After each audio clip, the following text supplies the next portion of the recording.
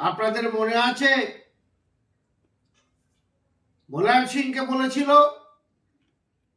মৌলানা সাহেব সাইকেল চালানো নিয়ে বাম্পাটা করেছিল, সেই ইউপি আজকে একটা কুখ্যাত ক্রিমিনাল হাতে পড়েছে। দেশটা হবার কথা ছিল। আপনারা দেখুন আজকে দেশ কোন জায়গায় যাচ্ছে আমাদের জন্য। এই দেশ মুসলিমদের হাতে থাকতো, তাদের মির্জাপুরের জন্য ইংরেজের হাতে গেছে।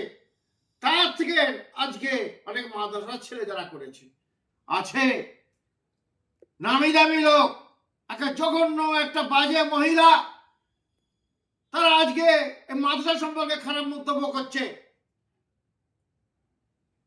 যাক, তার দোষ তাদের নয়, দোষ আমাদের। আমরা টুকরো টুকরো করে দিচ্ছি আর আপনারা গুরুত্ব দিচ্ছেন। হটি দা পীর কি আল্লাহর ওলি ছিলেন, চলে যাবার পরে গুটি কয়েক মানুষ উনি পিএম হতে যাচ্ছে, দেশ চালাবে। অসভ্য মূর্খ একটা খিস্তি বাবা জামাই নতুন করে মেদিনীপুর করেছে, ওনার মুখে খিস্তি ছাড়া কিছু নেই। চার ভাই খিস্তি বাবা, চারটে ভাই মারবার হচ্ছে হুজুরের ছেলেগুলো, তারাই সময়টাকে দূষিত করছে। জঘন্য অভিশাপ দেবে, মনে রাখবেন অভিশাপ দিলে অভিশাপটা ঘুরে ওদের গায়ে পড়বে যদি অভিশাপের উপযুক্ত না হয়। বিশেষ করে কাদের দোয়া কবুল হয়? মজলুমদের দোয়া কবুল হয়, অত্যাচারীদের দোয়া কবুল হয়। মাথায় টুপি দিয়ে আসছে, মুখে টুপি দাও, আগে মাথায় টুপি দিয়ে মুখে টুপি দাও।